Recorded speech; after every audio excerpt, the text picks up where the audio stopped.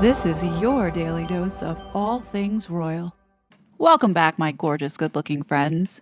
Remember when this lunatic did this interview after the Jubilee and made an open threat to the royal family by saying, oh, she never had to sign an NDA and could talk about her whole experience? This threat that she made was done in August of 2022, right before the Queen passed away. Now, at the time when I was reading this, I couldn't figure out if the author, Alison P. Davis, was taking a shot at Meghan and making it a ridiculous article, almost mocking her, or this was what Meghan wanted.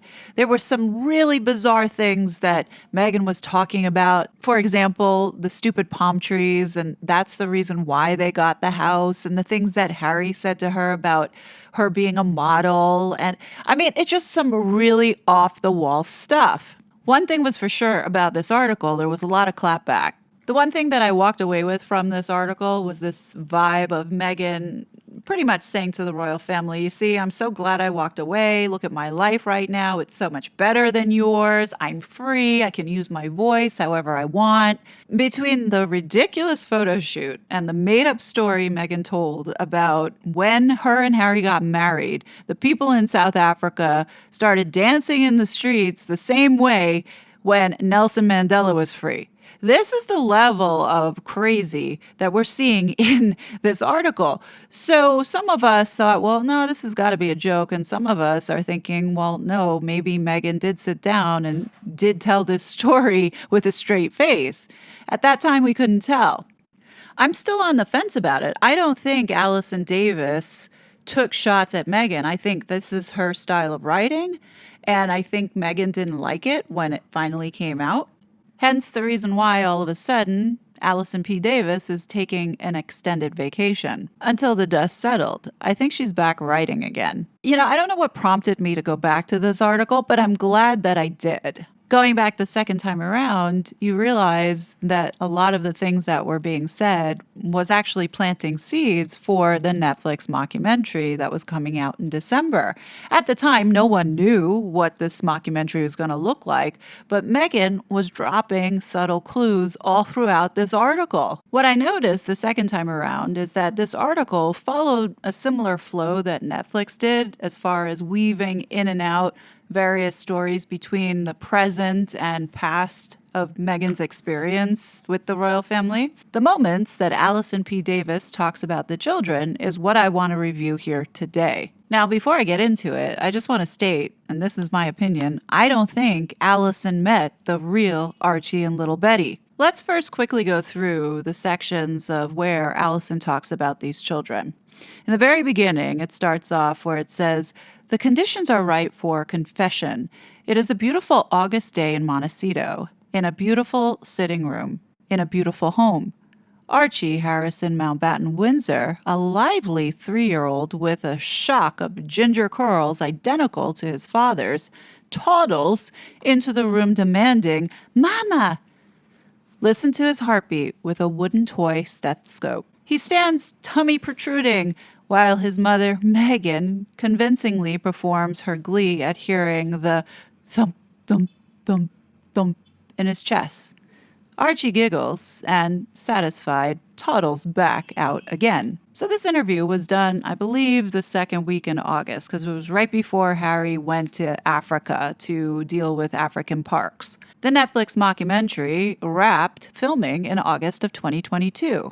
So now going back to this article, Alison writes, somehow Archie knows his mother is at the gate of his preschool before the teacher even throws it open to set him free. He's so excited to see her, repeating, Mama, Mama, Mama, in his little voice as he runs towards her and he leaves his lunchbox behind on the ground. She scoops him up in a big hug so full of genuine emotion that both close their eyes. Maybe it looks something like this. Family. He's down. So when I was pregnant with Archie, Now, this is just my opinion, but I don't believe that Archie is enrolled in any preschool because, one, Meghan would have to present a birth certificate, and two, there is nobody that has seen these children, even out playing anywhere.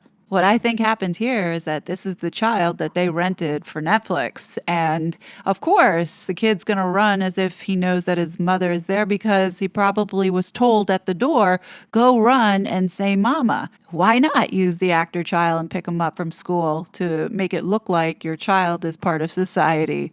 It's very possible that the stage mom was there and Meghan told Allison that that was Archie's nanny. Anyway, let's continue. The car ride back to their house is very busy, dictated by the whims and conversational patterns of a toddler. Archie, munching on a quesadilla, wants to roll the window down himself, but not until we get to a specific huge hedge he mysteriously favors. We assess if he had a good day at school via an update letter from his teacher. He did and is ready for full days, and tried to find out if he ate a sandwich at lunch. He did not.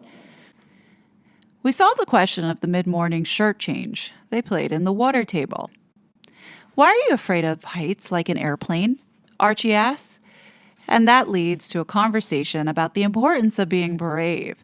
If he forgets to say please or thank you, Meghan reminds him of the manners that make the man. At a stoplight, she reaches into the trunk and produces a brand new black backpack and hands it to her security detail to give to an unhoused man on the corner. They are teaching Archie that some people live in big houses, some in small, and that some are in between homes. They made kits to pass out with water and peanut butter crackers and granola bars. I ate one. Archie contributes. Raise your hand if you now think that this was completely staged, as Meghan had been in the process of finishing up her mockumentary. There's no doubt in my mind that that was 100% scripted. And finally, this last paragraph, she writes, we pull up to the house and Archie leaps out. Harry is ending a phone call as Archie throws himself around his legs. Lilibet, unsmiling with watchful, bright blue eyes, is brought out by her nanny. She is small and also ginger, and when there is a small person in the room not smiling, it is a reflex to do anything to entertain them. Harry starts dancing to his own beatboxing, and Meghan bends down and joins in, and then I find myself doing it too, until she gives a lopsided smile, and we all realize it's a bit strange to be bonding in this way. So here's one of those breadcrumbs that was dropped about Lily's bright blue eyes. Remember later in the Netflix mockumentary, they talk about Lily having the Spencer genes, and Meghan looks so proud that this child has blue eyes. Now, I think that there's a good possibility that this was the real Lily that Allison Davis met. It's no threat to Meghan because Lily at that point would have just turned 1, and she can't really disclose or say very much. Which then, in this clip, exposes Meghan for not holding the real little Betty. This child is way too big to be a 1-year-old. So most likely, this was another rented kid for the camera. I believe that the child on the right, playing the piano, is the one that Allison P. Davis met. Remember, in the beginning, Allison comments on this little boy's ginger curls. Now, out of the two kids seen here, which boy has ginger curls? The one on the right?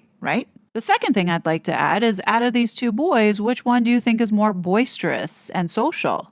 That would be the one on the right. With all that Meghan has done in manipulating and lying, this is not a far stretch. And I am going to say that they manipulated and staged a lot of this, particularly surrounding the children. So I just did everything I could to make them proud and to really be a part of the family. You did, Meghan? Really? Even on Christmas Day, you couldn't follow protocol and wore funeral clothing. Who wears all black on Christmas morning? Only Satanists do that. Anyhow, that was the last Christmas that Meghan will ever see spending with the family. Before I go, I'd like to point out two things that I don't think anybody has really talked about. The first one being how irritatingly rude Meghan is. We all know about the scarf and William, but did anybody see this? Aside from William and Catherine looking through Meghan in this moment, it's funny, Meghan's not ready to go over and wish people Merry Christmas and shake their hands. She wants still a few more minutes in the middle there so people can continue to keep taking pictures. Look how quickly Meghan takes off her gloves and she goes and stands like right up next to William. William can't even have a conversation. He quickly glances over and sees Meghan, and then he walks away. Meghan has zero social etiquette. Zero. And then you have Prince Edward, who's being kind enough to have some small talk with them, and here Meghan ignores him. She's such a rude cow. Is that really trying to make them proud and be a part of the family, Meghan? And finally, the last point that I'd like to make here is that Meghan is allegedly over 5 months pregnant, and here she is dropping down to the ground to pick something up. What man would allow his wife to stoop down when she's that pregnant to pick something up and not even care to make sure that she got up okay and is okay? I'm just saying, looking at this, he just carries on. Being that Meghan is so pregnant and all, you'd think he'd be a little bit more protective, huh? Now that I think of it, I don't think I've ever recalled seeing Harry trying to hover over Meghan to protect this so-called baby in the oven. I'm willing to bet that Meghan was so incredibly jealous of Catherine because she was receiving like all the flowers. But then again, Meghan didn't really try. Like, she wasn't really shaking that many hands. As you can see, she's like walking away. Maybe it explains why Meghan snapped at the royal aide here. Maybe she was trying to make up for the lost flowers. Prince William and Kate are, but they are greeting members of the public. They are. Would someone mind telling me what's going on here? Is this a wig that Meghan's wearing? Anyhow, that's all I got for you today. If you liked this video, please help the kid out and hit that like button. And if you're not subscribed, please do. You don't want to miss other videos that I drop. As always, I will be back with more content. But until then, please be safe, and I'll talk to you later. Bye! I was such a fraud.